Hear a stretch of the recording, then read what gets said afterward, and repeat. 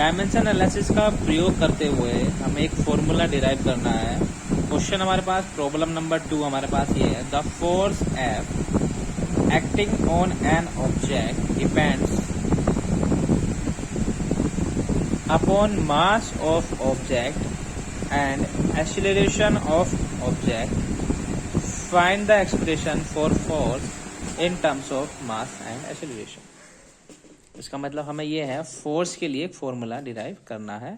जो फोर्स है, जो फिजिकल क्वांटिटी है, वो हमारी दो चीज़ों पे डिपेंड हो रही है। एक तो है मास ऑफ ऑब्जेक्ट और दूसरा है हमारा एक्सीलरेशन। जो फिजिकल क्वांटिटी जो डिपेंड है उसको हम सबसे पहले लिखेंगे F इज डायरेक्टली प्रोपोर्शनल, क्योंकि डिपेंड हो रही है M और A पे। तो दो कांस्टेंट हमें देने पड़ेंगे, क्योंकि दो चीज़ों पे, दो क्वांटिटी पे डिपेंड हो रही है, M और A पे। M की पावर A और A की पावर B। हालांकि ये पहले लिखा हुआ था, इसलिए हमें A यूज नहीं करना चाहिए था, फिर भी हमने किया है, कोई दिक्कत वाली बात नहीं होगी इससे। F इक्वल टू K, क्योंकि हमने क्या है, प्रोपोर्शनलिटी को हटाया है, इक्वल टू एक कांस्टेंट दिया है K, M की पावर A और A की पावर B। हमें पता है डायमेंशनली में यहाँ पे एक इक्वेशन बनी है, F equal to K, M की पावर A और एक्सीलरेशन की पावर B। तो डायमेंशन में इक्वेशन जो होती है, डायमेंशनली जो डायमेंशन होता है, जो RHS और LHS पार्ट होते हैं, ये RHS का पार्ट है और ये LHS का पार्ट है। तो LHS में जो डायमेंशन होगी वो सेम होगी जो दूसरा टर्म है RHS की तरफ। तो डायमेंशन ऑफ जो टर्म आया है ये K, M की पावर A और A की पावर B ऑन LHS। तो डायमेंशन ऑफ फोर्स की वो होती है, हमें पता है ML की T की पावर -2। नहीं पता है तो इसको डिराइव हम फॉर्मूले से ही करते हैं, जो कि हमें प्रूफ ही करना है।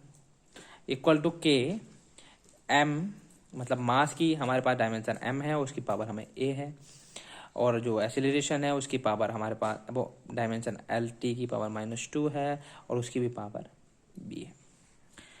अब M L T -2 is equal to K, यहाँ पे पावर M की पावर A है तो हम M की पावर A लिखा, L की पावर B है तो L की पावर B लिखा, T की पावर -2 है उसकी भी पावर B है, तो पावर की मल्टीप्लाई, तो T की पावर -2B, ये पावर की मल्टीप्लाई हो गई। उसके बाद हम कंपेयरिंग करेंगे बेसिस के बारे में। मीन्स यहाँ पे बेस M है, यहाँ पे बेस M है, यहाँ पे बेस L है, यहाँ पे भी बेस L है, पावर डिफरेंट है। तो जिसकी पावर कुछ नहीं उसकी पावर होती है 1।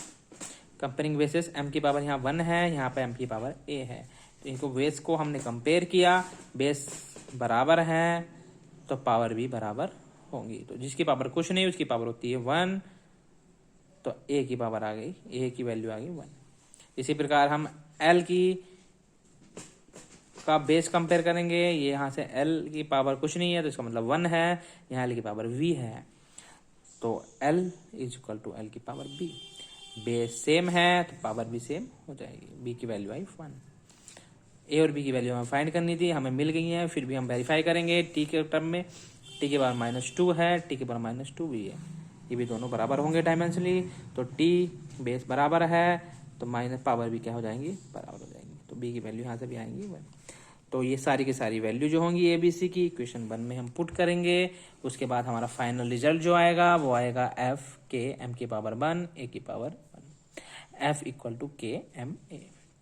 द वैल्यू ऑफ K जो होती है वो हम जो है डायमेंशनली फाइंड नहीं कर सकते। जो कांस्टेंट की वैल्यू K की वैल्यू है वो डायमेंशनली हम फाइंड नहीं कर सकते। तो एक्सपेरिमेंटली हमें पता चलता है K की वैल्यू आती है 1, क्योंकि हमें पता है न्यूटन सेकंड लॉ क्या कहता है, F equal to M A। तो K की वैल्यू क्या है 1, तो hence F equal to M में फॉर्मूला हो गया हमारा डिराइव्ड। Thank you.